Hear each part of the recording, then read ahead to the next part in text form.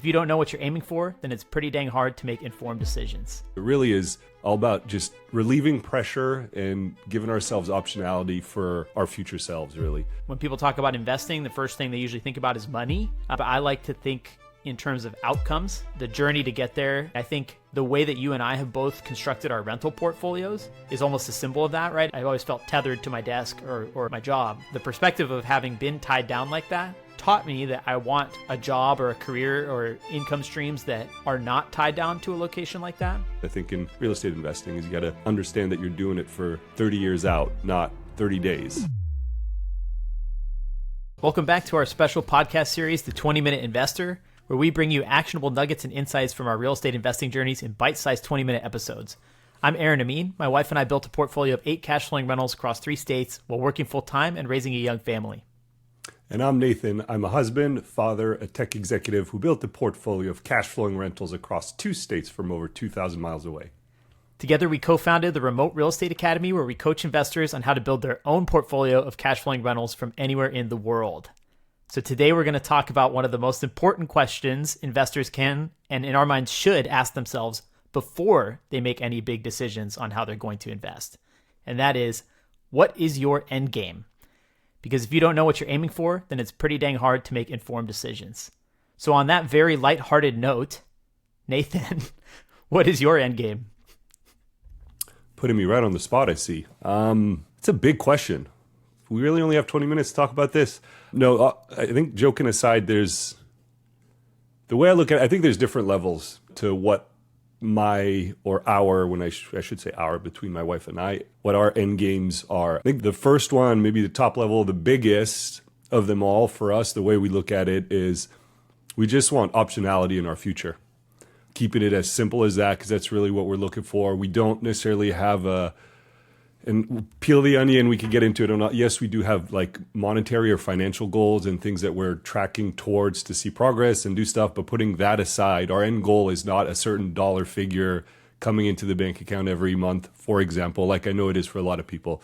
It really is more about building optionality for ourselves in the future and building a better future for ourselves and our kids, right? And optionality in this context really means if we get to a place where all is working well in terms of like the real estate portfolio, is do we want to keep working or we don't?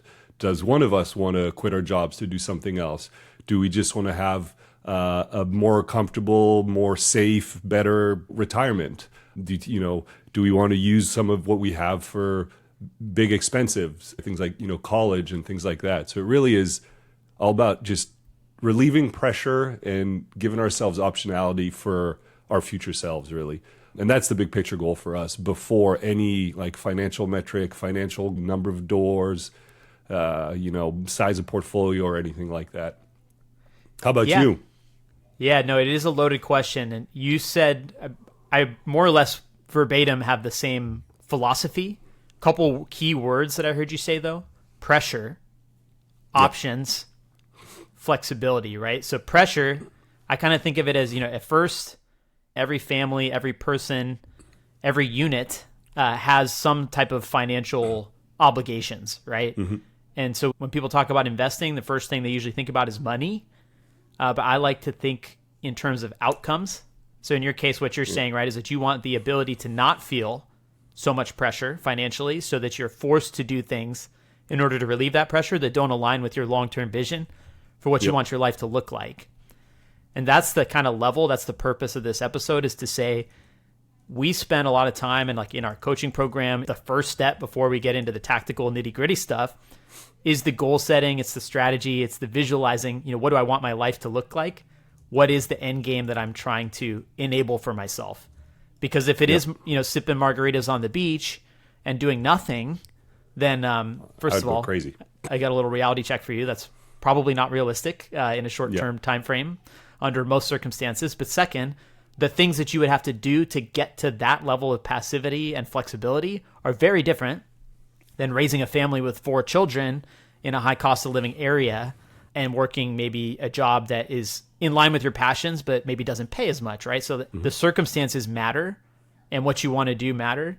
And I also think in terms of like the Maslow's hierarchy of needs, survival is the first level. But then at the very top is this self-actualization where you're really leaning into things that are meaningful to you beyond just, am I making more money than I spend?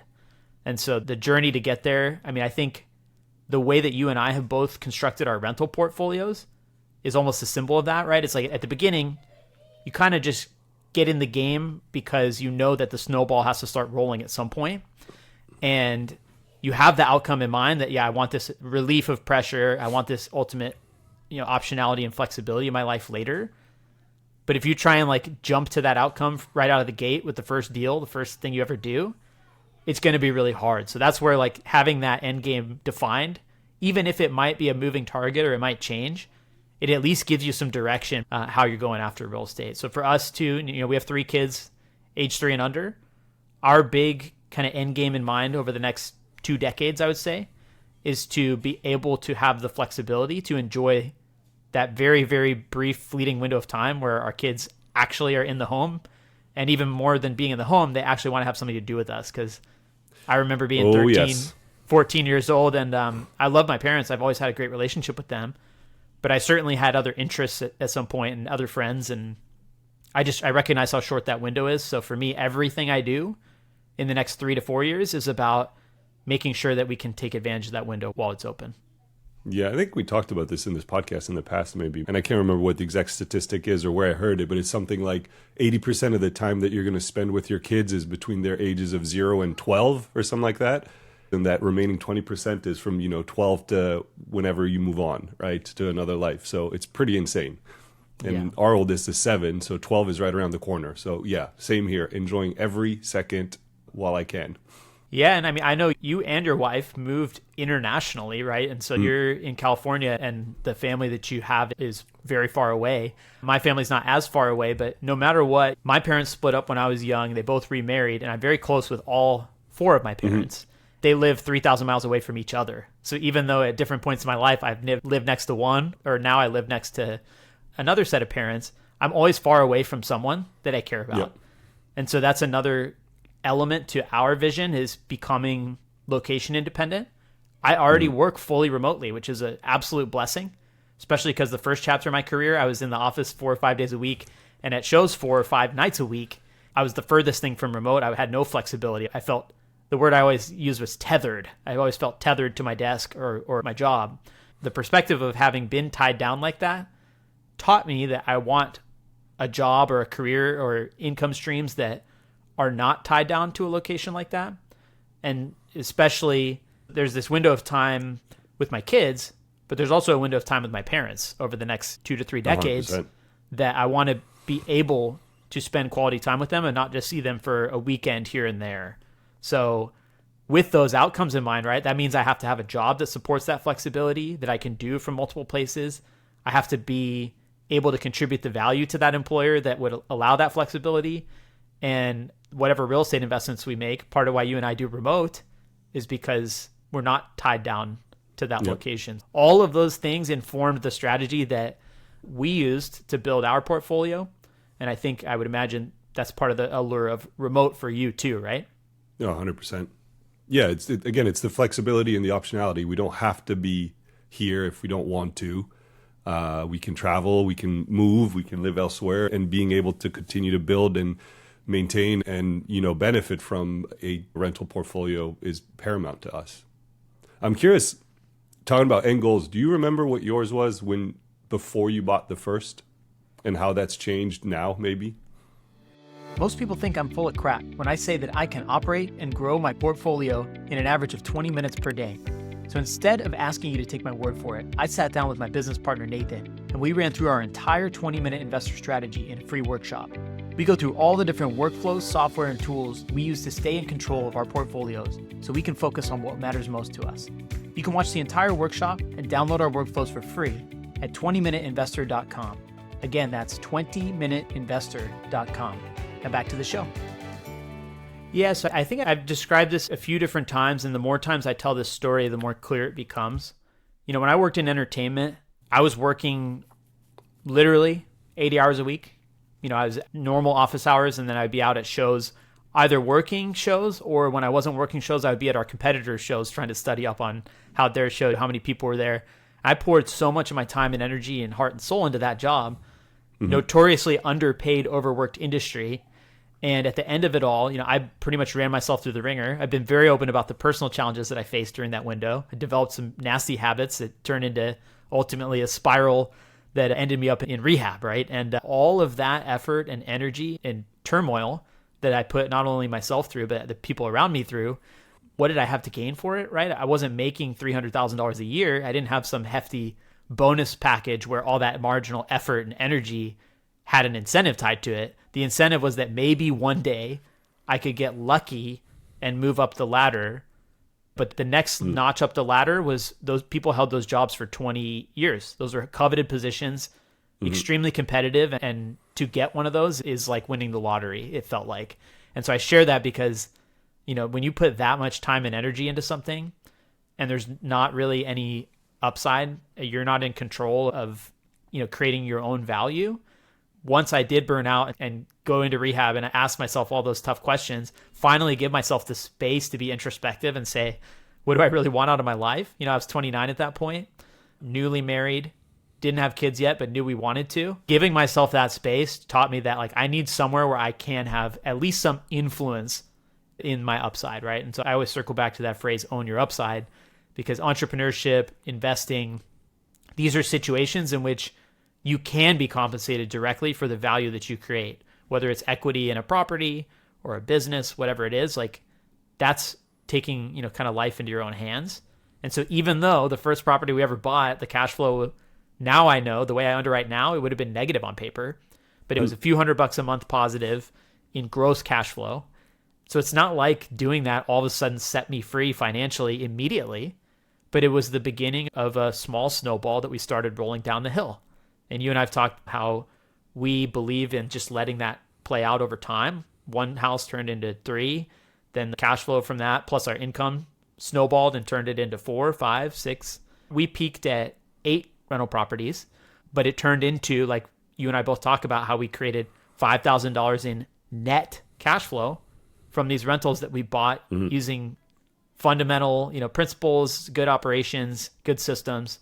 And so at the very beginning, it was just about the symbol of owning my upside. But then I fell in love with that, and I don't know, it rolled from there. Yeah, I love it. What about you? Yeah, I know I asked you that question. I'm not ready to answer it, I guess, personally. But no, thinking about it. You came in with a plan. I feel like you had a little more clear. For me, I was coming out of a very emotional moment of pain. And so I don't think I had a really long-term end game in mind other than just getting out of the situation I was in. Yeah, and it's interesting that you say that because I'm trying to remember, 8 years, 9 years ago, whatever it was when we got started. But I don't know that at that time we had the 30-year end goal in mind, or at least I don't think I did. I think it started for me, it was more a thing of knowing for whatever reason that I wanted to diversify and get into real estate and real estate investing.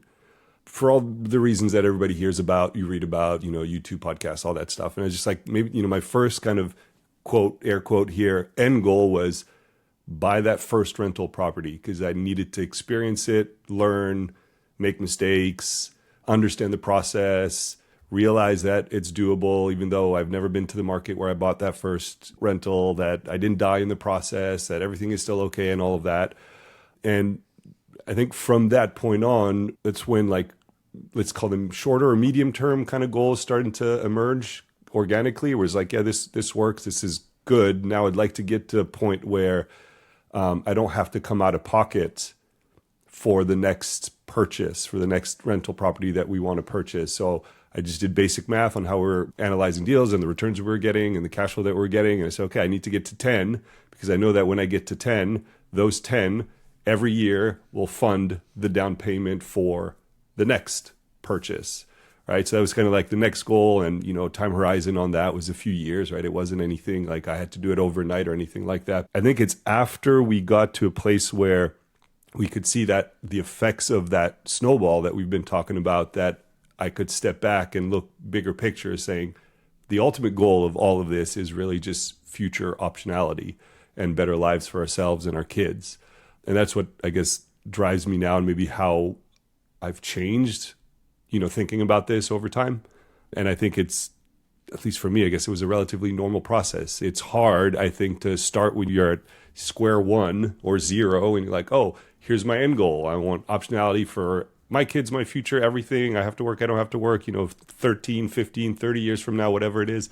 It's just hard because it's really big picture stuff and long-term stuff, which is one of the hardest things I think in real estate investing is you got to understand that you're doing it for 30 years out, not 30 days.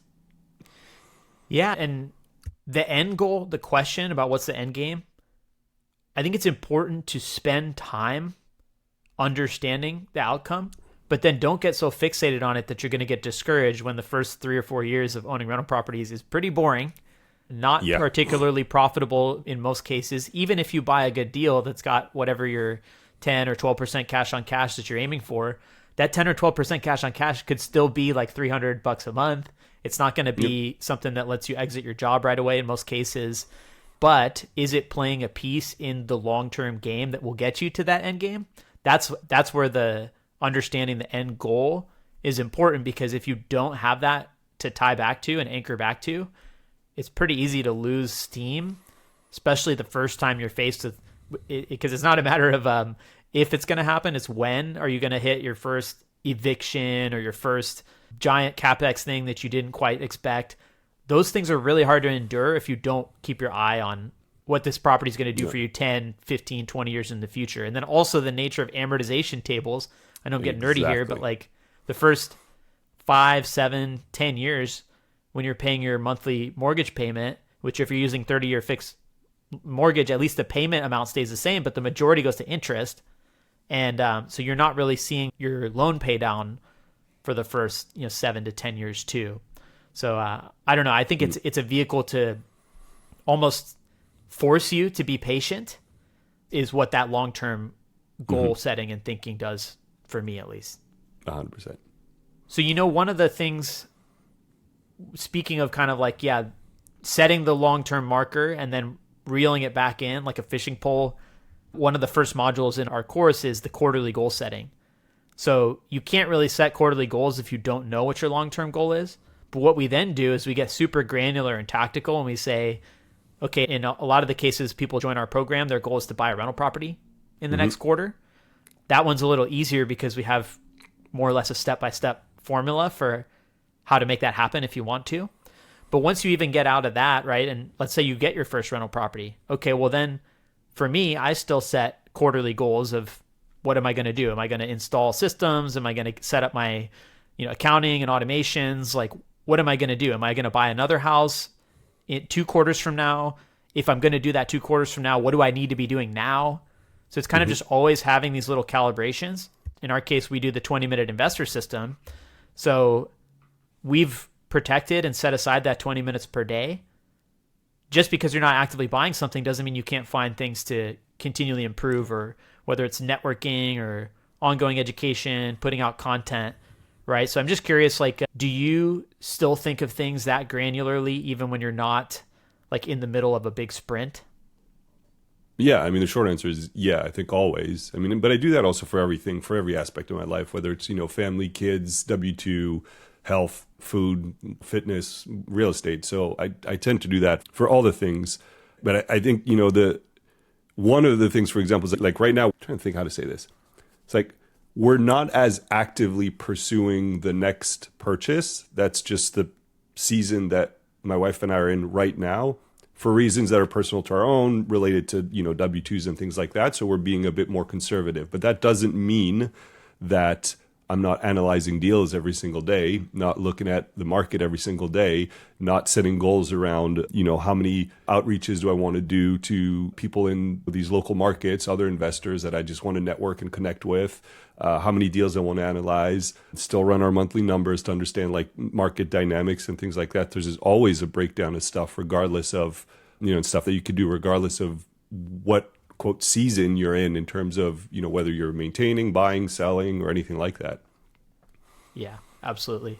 So it's important to recognize when those moments come and also allow yourself to be patient, but not necessarily stagnant. I think that's where it's a marathon, 100%.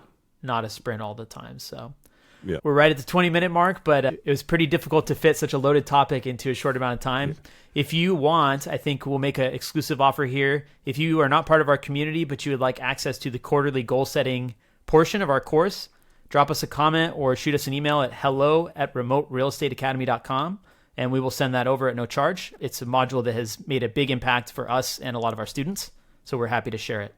We'll catch you next time. Take care. Thank you for making it to the end of today's episode. As you may know, podcasts are very difficult to grow organically.